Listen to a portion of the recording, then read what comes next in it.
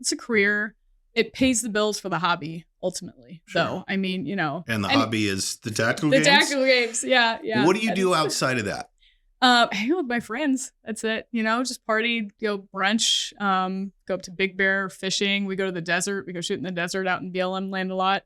And, we all work really, really hard. So we play even harder. And I think that's ultimately kind of necessary for balance. You have to have the balance. Yeah.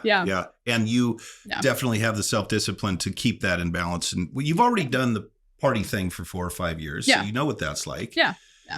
Now you've just incorporated a healthy amount of it to give you balance. Cause I know you work hard. Yes. Yeah. And you got to do that. Yeah. Yeah. You have to. It's just, it's no work when work's work and fun when fun's fun and let it go. And but you can't, I have worked for several agencies at this point in my life in marketing. So I kind of fell into marketing accidentally back in my 20s. I was a stylist for a while, just to go back a little bit, bridal stylist, and then started working for a fitness girl who was pretty well known and had her own clothing company. And so she asked me to start running it for her. So I went back to school. That's what I did to go into marketing.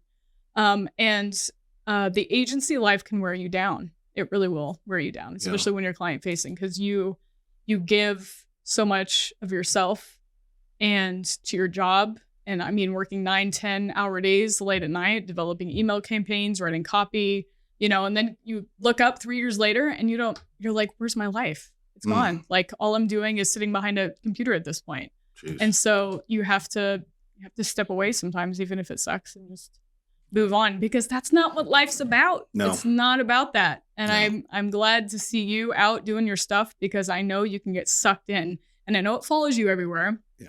But when I see you out there with your friends, enjoying your wine and your cocktails and just getting that, little break in that you get, it refreshes you. We've had conversations before where you're like, I needed that. I knew now. Like, The weight of my world sometimes is a little bit much, and I definitely have to step away and get some R&R to balance that out. Yeah. So, my podcast is about interesting people and their challenges, because ultimately what I want people to hear is what I want to ask you next. Okay.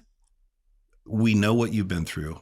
We know how you flew out of the ashes like a phoenix and are kicking ass and will continue to. What kind of advice, or what would you tell people that are listening? They're like, my life is a little tough, or I had a tough childhood, or I've got trauma, or I'm dealing with depression or anxiety or whatever that so many people, including myself, have dealt with. Mm-hmm. If you could sit down with somebody like they were your best friend that was struggling, what would you say to them? How would you inspire them? Wow, that's a deep and powerful question. I'm into that. It's I would say, honestly, just it's a mixture of things. Whether you have faith or something else in your life that you can cling to that can give you that kind of power and that peace. I honestly don't know how people can make it through life without God. Like, just in me, like through COVID, through everything that you face, there's so much fear and hate in this world, and that's all that they want to stir up. Yep. And faith is so much more than that, but I don't judge people for, what they want to believe in or what they not believe in. I know some people, they're like, nope, that can't happen. I totally get you, but you have to find something, whether it's, a person just listening to podcasts. I listen to, various podcasts just to get that motivation and know you're not alone. And listen to songs, read books, just take the time that you need to discover yourself, get back to you, work your way through the situation. Fitness, hobbies, 2A, whatever you want. You're not alone. So many people have gone through so much worse than me or you or anybody else in here. Kids fight cancer. There's, families burned in, house fires and all. It's just, there's loss everywhere we go. No one's going to get away from it. No one's going to get away from the trauma. Everything, shit happens to fucking everybody. Excuse my French again. But it's okay. It's just, you have to be able to overcome and find that way for you. It's not going to be the same for everybody. So you just really have to take the time, write it down, do whatever you need to. Just really have a self-discovery of what means the most to you. And I've done that before. I'm like, okay, what's going to make me happy? shooting guns, swimming, drawing, just written these things down in a notebook. This is how I get back, spending time outside, doing my devotionals. What are my priorities and what makes me feel like myself?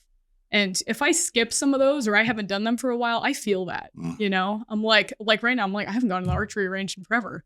I need to go back to the archery range, so just whatever it is that makes you, don't hide from it. Don't run from it, accept it, spend time doing that. And, just hold on as long as you can.